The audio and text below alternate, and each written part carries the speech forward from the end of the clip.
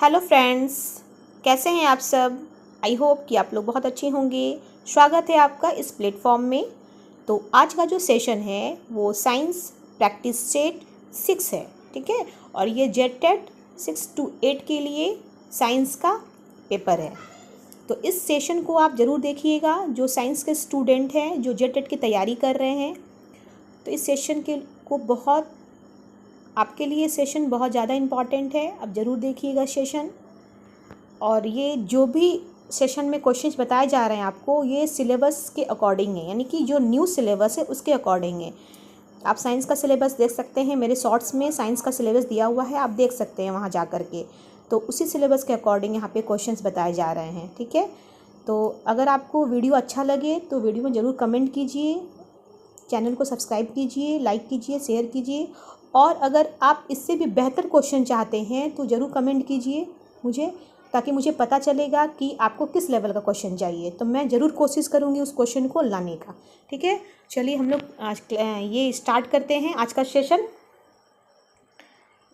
तो पहला है, किसी ध्वनि स्रोत की आवृत्ति में होने वाले उतार चढ़ाव को कहते हैं। यहाँ पूछ रहा है किसी ध्वनि स्रोत की आवृत्ति में जो उतार चढ़ाव होता है उसको क्या कहते हैं। रमन प्रभाव, कि डॉपलर प्रभाव, कि कॉम्पटन प्रभाव, या प्रकाश विद्युत प्रभाव। इसका राइट आंसर होगा ऑप्शन नंबर बी, डॉपलर प्रभाव, ठीक है। यानी कि किसी साउंड का जो आवृत्ति होता है ना, उसमें उतार चढ़ाव जो होता है ना, तो वो किसके कारण होता है? डॉपलर प्रभाव के कारण, ठीक है। अगला प्रश्न है, श्रव्य ध्वनि तरंगों की तुलना में प्राश्रव्य तरंगे क्या है? उच्चतर गति की होती है, या उच्चतर आवृत्ति की होती है, कि अधिक लंबी तरंग दैर्घ्य की होती है, या उच्चतर गति और उच्चतर आवृत्ति दोनों के लिए होती है। इसका राइट आंसर होगा ऑप्शन नंबर बी, उच्चतर आवृत्ति की होती है। यानी कि श्रव्य ध्वनि तरंग की तुलना में प्राश्रव्य जो होता है ना, वो उच्चतर आवृत्ति की होती है, ये याद रखना है। अगला प्रश्न है, एकॉस्टिक विज्ञान है, प्रकाश किससे संबंधित है? कि ध्वनि से संबंधित है, कि जलवायु से संबंधित है, ये धातु से संबंधित है। तो इसका राइट आंसर होगा आपका ऑप्शन नंबर बी, एकॉस्टिक। यानी एकॉस्टिक विज्ञान ध्वनि से संबंधित है, ये याद रखना है, ठीक है। अगला प्रश्न है, सितार उपकरण किस प्रकार की ऊर्जा का रूपांतरण करता है? यांत्रिक ऊर्जा को ध्वनि ऊर्जा में, या ध्वनि ऊर्जा को यांत्रिक ऊर्जा में, या यांत्रिक ऊर्जा को विद्युत ऊर्जा में। तो ऑप्शन नंबर जो डी है, इनमें से कोई नहीं, इनमें से कोई नहीं। तो यहाँ बताना है कि सितार उपकरण किस प्रकार की ऊर्जा का रूपांतरण करता है। तो इसका आंसर होगा ऑप्शन नंबर ए, यानी यांत्रिक ऊर्जा को ये ध्वनि ऊर्जा में बदलता है। सितार का जो उपकरण होता है ना, तो वो यांत्रिक ऊर्जा को किसे बदल देगा? ध्वनि ऊर्जा में बदलेगा, ठीक है। इस ऑप्शन नंबर ए या राइट आंसर। अगला प्रश्न है, रासायनिक ऊर्जा का विद्युत ऊर्जा में रूपांतरण किस उपकरण के द्वारा होता है? यहाँ पूछ रहा है कि रासायनिक ऊर्जा का जो विद्युत ऊर्जा में रूपांतरण होना किस उपकरण के द्वारा होगा? विद्युत सेल, या सौर सेल, या प्रकाश विद्युत सेल, या इंजन। इसका राइट आंसर होगा ऑप्शन नंबर ए, विद्युत सेल, ठीक है। विद्युत सेल यानी इलेक्ट्रिक सेल। प्रश्न है, दूध को मथने पर क्रीम अलग हो जाती है, इसका कारण है? क्या कारण है? गुरुत्वीय बल, अभिकेंद्र बल, कि अपकेंद्र बल, या घर्षण बल। इसका राइट आंसर होगा ऑप्शन नंबर सी, अपकेंद्र बल, ठीक है। यानी दूध को अगर हम मथेंगे तो क्रीम अलग हो जाएगा। तो जो क्रीम अलग होता है तो उसका कारण होता है अपकेंद्र बल, ठीक है। ये याद रखना है, ऐसे क्वेश्चंस परीक्षा में पूछे जाते हैं। बल गुणनफल है किसका? द्रव्यमान और वेग का, कि द्रव्यमान और त्वरण का, या भार और वेग का, या भार और त्वरण का।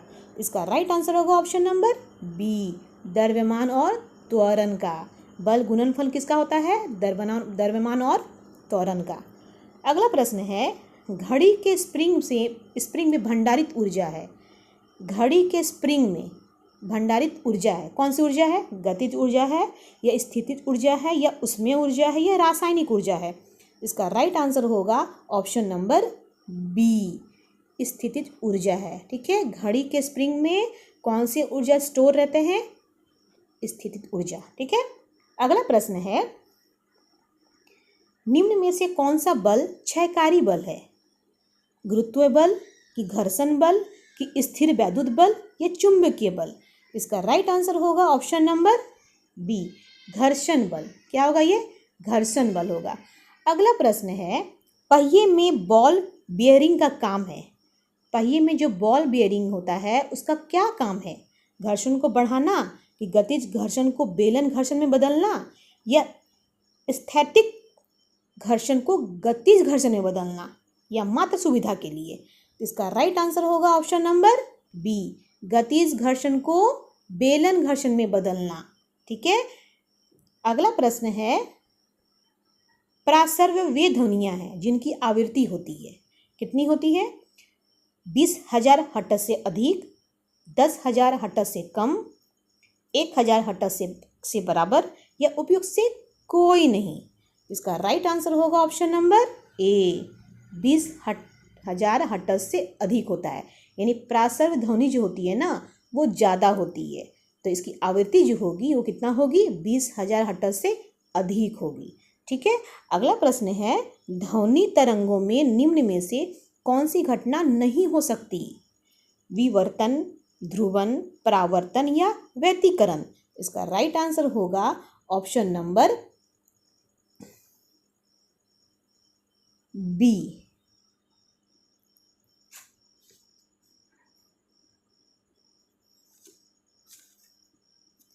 अगला प्रश्न है,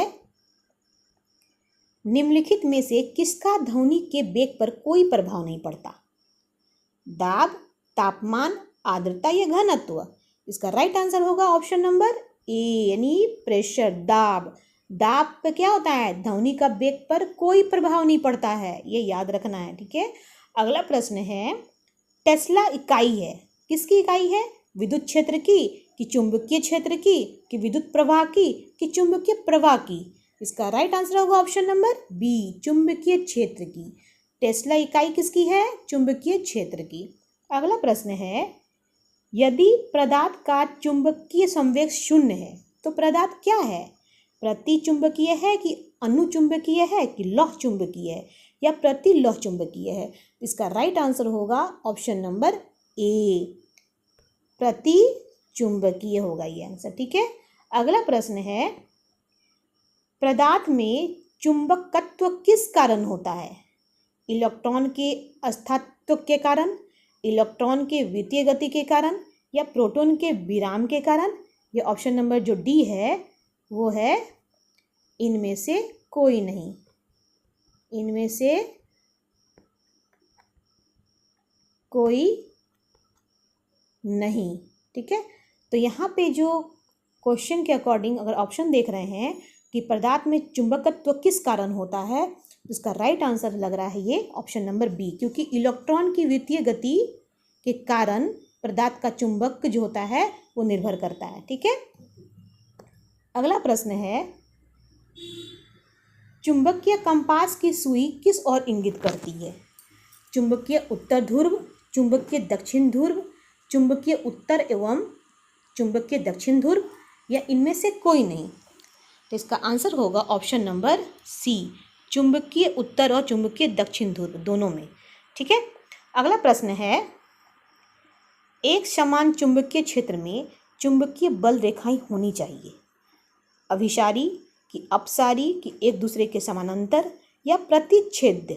इसका राइट आंसर होगा ऑप्शन नंबर सी, एक दूसरे के समानांतर होनी चाहिए। ठीक है। इसका राइट आंसर होगा ऑप्शन नंबर सी। अगला प्रश्न है, अस्थायी चुंबक किस पदार्थ से बनाया जाता है? ढलवा लोहा से कि पिटवा लोहा से कि कच्चा लोहा से कि इस्पात से? इसका राइट आंसर होगा ऑप्शन नंबर डी, इस्पात से।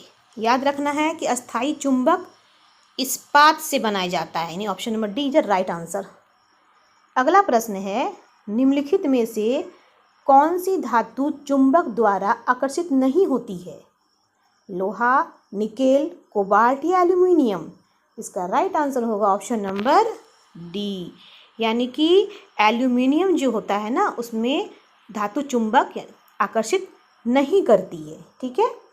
ये जो धातु है एल्युमिनियम, उसमें चुंबक क्या होती है, इसमें आकर्षित नहीं करती है, उसको अट्रैक्ट नहीं करती है। ठीक है, अगला प्रश्न है, सभी चुंबकीय पदार्थ अपना चुंबकीय गुण कम करते हैं जबकि या जब वे तेल में डूबते हैं, जल में डूबते हैं, बहुत ज़्यादा गर्म होते हैं, लोहे के टुकड़े को पास लेते हैं। तो इसका राइट आंसर होगा ऑप्शन नंबर सी, बहुत ज़्यादा गर्म होते हैं। जब कोई भी चुंबकीय पदार्थ अपना चुंबकीय गुण कब खोता है, जब वो बहुत ज़्यादा गर्म होता है, तो ये याद रखना है। ठीक है, अगला प्रश्न है, विद्युत चुंबकीय तरंगों का वेग है, विद्युत चुंबकीय तरंगों का वेग है कितना होता है, 3×10⁸ मीटर प्रति सेकंड -1। ठीक है, metre second -1। B number option है 3×10⁷ metre second -1, 3×10⁶ metre second -1, 3×10⁵ metre second -1 से पावर -1। तो यहाँ पूछ रहा है कि विद्युत चुंबकीय तरंगों का वेग, तो विद्युत चुंबकीय तरंगों का वेग ऑप्शन नंबर ए 3×10⁸ ms-1 होगा। ठीक है, याद रखना ये। अगला प्रश्न है, स्टील को चुंबकीय करना कठिन है, क्यों? कम चुंबकशील होने के कारण, अधिक धारण क्षमता के कारण, अधिक चुंबकशील होने के कारण या अधिक घनत्व के कारण। इसका राइट आंसर होगा ऑप्शन नंबर बी, अधिक धारण क्षमता के कारण जो स्टील को चुंबकीय करना बहुत कठिन होता है। ठीक है, option number B is the right answer. अगला प्रश्न है, प्रतिरोध का मात्रक है एम्पियर, कूलॉम, हेनरी, ओम।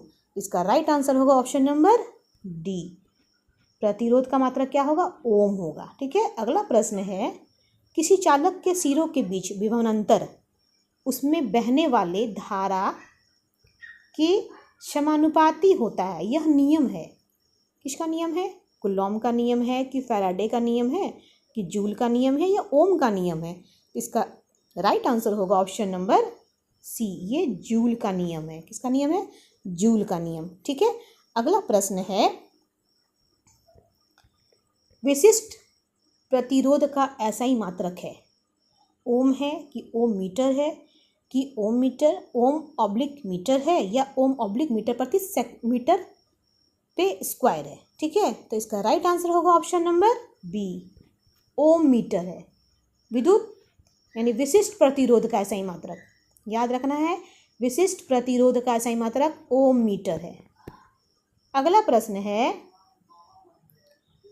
विद्युत फ्यूज में प्रयोग की जाने वाली मिश्र धातु में उच्च विशिष्ट प्रतिरोध एवं निम्न गलनांक होना चाहिए, निम्न विशिष्ट प्रतिरोध एवं उच्च गलनांक होना चाहिए, निम्न विशिष्ट प्रतिरोध एवं निम्न गलनांक होना चाहिए या उच्च विशिष्ट प्रतिरोध एवं उच्च गलनांक होना चाहिए। तो इसका राइट आंसर है ऑप्शन नंबर सी, निम्न विशिष्ट प्रतिरोध एवं निम्न गलनांक होना चाहिए।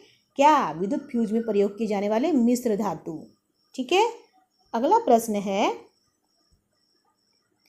जिन पदार्थों में अनंत वैद्युत प्रतिरोध होता है उन्हें कहते हैं चालक, प्रतिरोध, विद्युत रोधी या विद्युत वाहक।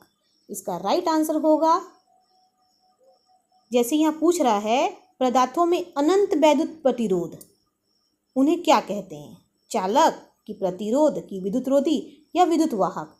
इसका राइट आंसर होगा आपका ऑप्शन नंबर सी, विद्युत रोधी होता है वो। ठीक है, अगला प्रश्न है, एक चालक की चालकता एवं प्रतिरोध का गुण निर्भर करता है किस पर, उस पर लगे दाब पर, चालक से प्रभावित धारा पर, कि सभी चालकों पर बराबर या चालकों पर अलग अलग होता है। इसका राइट आंसर होगा ऑप्शन नंबर सी, सभी चालकों पर बराबर होता है, यानी कि एक चालक की चालकता एवं प्रतिरोध का गुण निर्भर करता है सभी चालकों के बराबर होने पर। ठीक है, तो अगला प्रश्न है, यानी लास्ट प्रश्न, पूर्ण भरण सेल में किस प्रकार की ऊर्जा संग्रहित होती है, विद्युत या स्थितिज या रासायनिक या गतिज। इसका राइट आंसर होगा ऑप्शन नंबर बी, स्थितिज ऊर्जा। पूर्ण भरण सेल में किस टाइप की ऊर्जा संग्रहित होती है? स्थितिज ऊर्जा संग्रहित होती है। ठीक है, तो आज का सेशन यहीं पे समाप्त होता है फ्रेंड्स। फिर अगले सेशन में मैं अगला प्रैक्टिस सेट लेकर के आऊँगी। वीडियो को ज़रूर पूरी देखिएगा। चैनल अच्छा लगे तो चैनल को ज़रूर सब्सक्राइब कीजिए, शेयर कीजिए, लाइक कीजिए और कमेंट ज़रूर कीजिए आपको ये सेशन कैसा लगा, ताकि आपके कमेंट से मुझे पता चलेगा कि मैंने जो वीडियो अपलोड किया है वो किस टाइप का है और आप कैसा वीडियो चाह रहे हैं। ठीक है, तो आज के लिए इतना ही। Thank you so much and take care.